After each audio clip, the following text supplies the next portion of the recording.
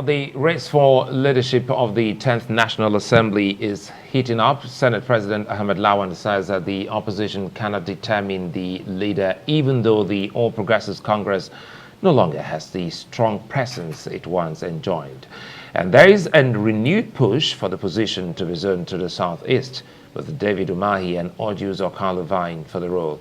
For more on these and other issues, we're joined now by Steve Asimobi, who is the special advisor to Imo State Governor on strategy and policy. Yes, indeed. And thanks for joining us on Newsnight, Barrister Steve Asimobi, special advisor to the Imo State Governor on strategy and policy. I'm sure you'd want to say something about the events of today, really unfortunate ones, the killing of 7 policemen and an innocent couple. What's the government saying about it? The governor is devastated. As a matter of fact, all official engagements today, he cancelled all official engagements today.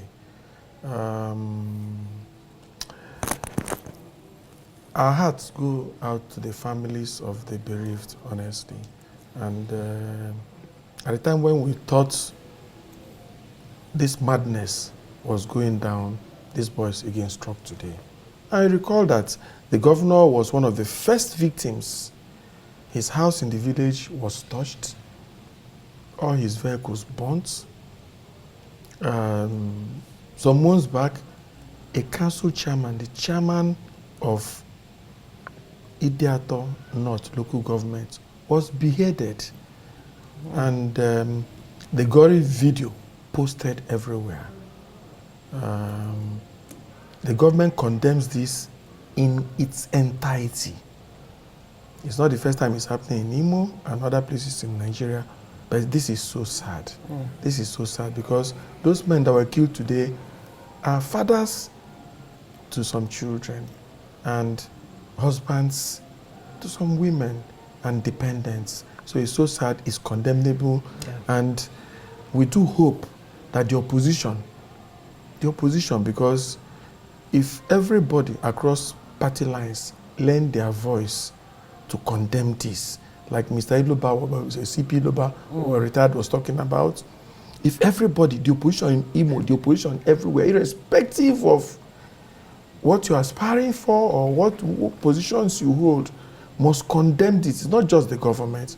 The opposition, everybody must come together to say enough is enough. Right. I think that's Okay, that's it for that. Let's come to the issue that brings you here. Of course, there's so many issues. Let's talk about this increasing calls for Southeasterner to emerge Senate president. That argument seems to be gaining a lot of traction.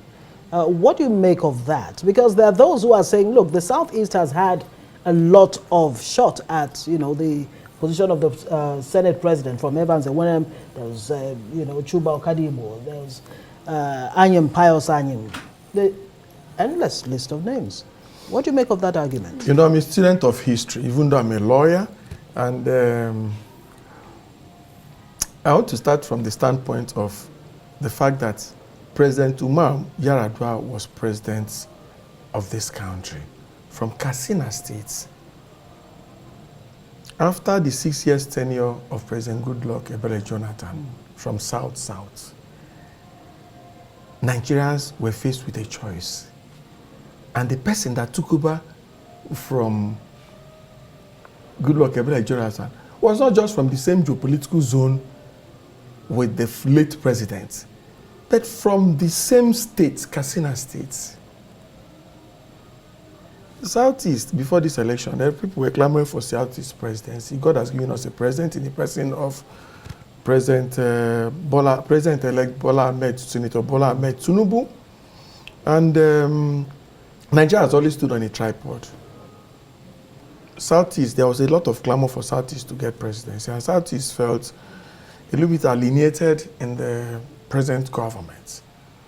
And so, to maintain national balance and equity, we're saying that if the Southeast is not getting the #1 plum job and they're not getting the #2 plum job, they should be compensated with Senate presidency.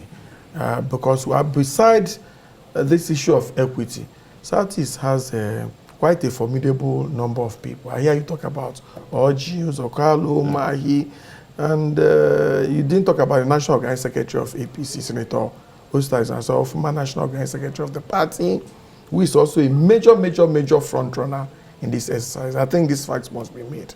Not talking about just governors and ex-governors, but also talk of people with a lot of legislative competence who are calm, calculated, and that can drive the 10th Senate. Because what we need now in this country is stability at all levels.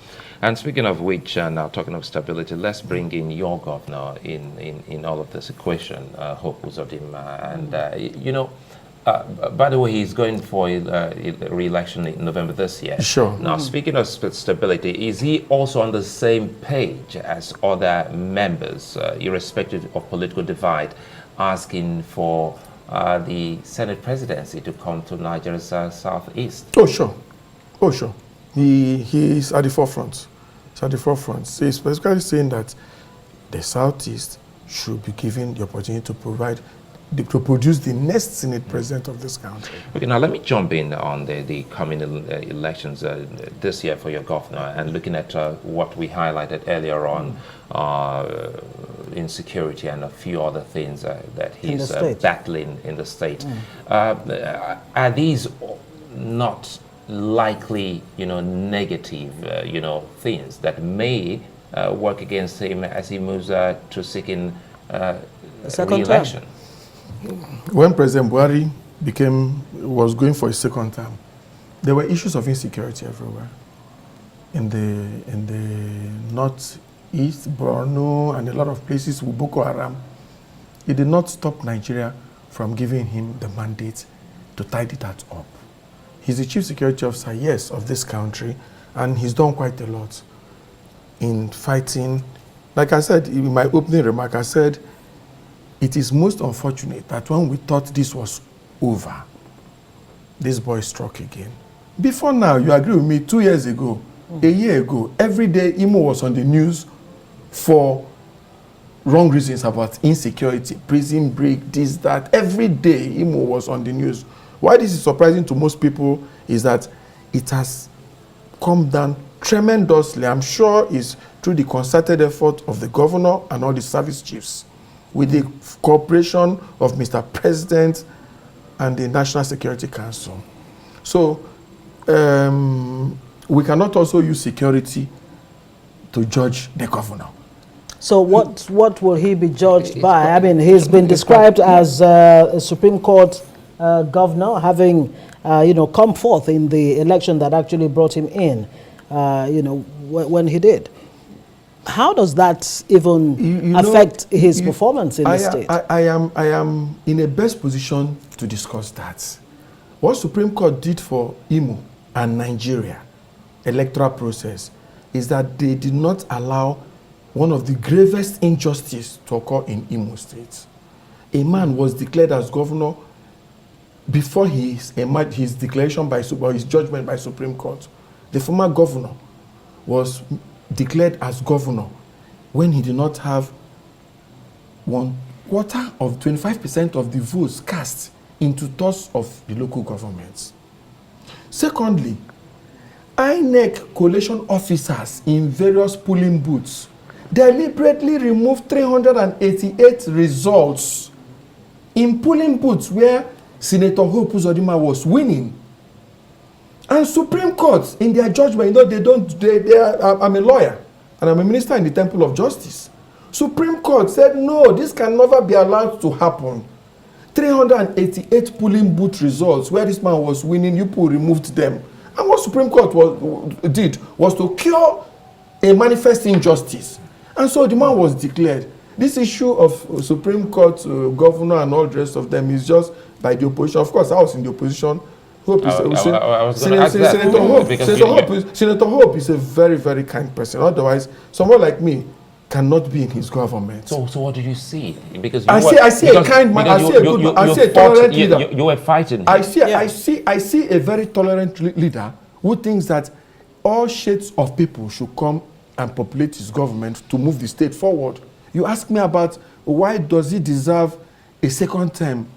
My brother, for the first 3 years plus, January 15 this year is his 3rd year as governor. Senator Hope Uzodimma has done more than what governors do in 8 years. All the major entrance roads into Owerri, from Owerri to Okigwe Expressway, fully dualized with solar street lights so you can drive at night. From Owerri to Okigwe, fully dualized with solar street lights. Owerri to Umuahia, if you ask people going to Akwa Ibom, cross all of them, that road is being done day and night. All the inner ring roads in Owerri municipality have been done. 5 kilometers of roads asphalted in every local government. We're talking about very, very, very quality roads. Are you saying if I went to Mbise now? No, you will close your eyes and drive to Mbise through Ebu. Through Ebu. Now, how about health? 3 brand new general hospitals. 3 brand new general hospitals. Brand new general hospitals. That are being used? Yes. 3 brand new general, fully furnished. The specialist hospital in Olu General, the Imo State University Hospital, that has been converted to a specialist hospital, where people can do cancer treatment, new dialysis machines installed. How about the civil servants? For 10 years, no civil servant has been promoted, 10, 12 years. The governor came in one full sweep, promoted every civil servant, provided them with buses that takes them to work and back. How about ICT sector? He has trained through the e-governance system. He has trained over 1,000 youths in cyber security. Then over 100,000 of them have been trained in various areas of computer networking and all the rest of them. So with all of this, yes, why do you think, there seems to be some kind of trouble in your state, especially looking at security? Is anyone afraid of the man, Uzodimma, or are they politically motivated? Or they still think that, as Ngozi, reminded us, he's a Supreme Court governor. Who is after No, him? he has nothing to do with it. It's just that people can decide to make a state ungovernable. But the will of the people and God is greater than anybody. Do you understand what I'm saying? Once you're there and you remain focused, what's important is, how do you know a good leader? You know a great leader when challenges come. You face them and move on as if nothing is happening. What the governor is doing in terms of infrastructure, in terms of touching every sector of the economy, the Uguta Lake, very soon now will have a seaport with dredging going on from Uguta Lake through Arashi River to the Atlantic Ocean. Something that is unheard of. Do you understand? Those are the kind of visions of the governor of Imo State. So with all of this, how is it impacting on the economy of Imo State? I mean, as at 2020, it was the IGR was around 7.7 billion naira. No, about 2020 it was about 600 million naira monthly, which is about 7.2 billion. IGR has increased to over 100% now. The IGR has improved tremendously. Of course, that's why the governor is able to do several things in several sectors. But on the employment front, the state is not doing exactly well. And with employment, how? Young men, all around, why are they not being pulled into the job market? Now, some of these things are gradual processes. First and foremost, the governor has introduced systems to verify who are these workers. Before he came on board, the same people that were there 20 years ago are still the same people who are there now. The same salary structures, the same cumulative salaries. Do you understand? And so something wrong is going on. And so the governor has set up templates to do biometrics verification of workers, and a lot of things are being computerized, and these things are processes. And by the time, people have just been promoted. Right. Imo is not a very, very, very rich state. So some of these things have been taken gradually. They employed about for something lawyers recently. Their employment is going on, but not in the very, very large scale, the way one will expect, because of our economy, of the financial situation of the state. So the governor is doing very, very well in that respect. And beyond it, this training is given to the young ones to these young people, young graduates, and even job switching. You see some of them now going into various kinds of skills, different from what they did in the university, so that they can be useful, yes. All right. In 30 seconds, Ohanaeze, President, general issue. What exactly is the position of the governor on that? Because we're hearing that he's actually behind the emergence of Chief Emmanuel Iwanyanwu. There's a group that's not too happy about that. Well, very quickly. Well, if you recall, the president of Ohanaeze, the late president of Ohanaeze, George Obiozo, His Excellency, passed on, and Imo was given the slot to produce the President General of Ohanaeze worldwide. So, if Chief Emmanuel Iwanyanwu was nominated by the Elders Council and presented to the governor yesterday for endorsement as a replacement for Ambassador George Obiozo as the replacement to emerge as the president of Ohanaeze worldwide. Imolites, that's the, if it's in Yoruba land, Afenifere, a man like Iwanyanwu's stature, and some people are coming to make noise about it when they should be grateful to the Imo Elders Council for presenting Iwanyanwu to the governor as a replacement. In some places, is it Arewa or Afenifere, you see men with in Iwanyanwu's stature becoming president of such unions. So our people should be grateful that the Elders Council found the Chief Emmanuel Iwanyanwu worthy. And right. Chief, our governor is supporting it because Iwanyanwu is a national figure and can drive what the Igbos represent in the national equation. Yes. We'll have to leave it there. Thank you so much, Steve Asimobi, Special Advisor to Imo State Governor on Strategy and Policy.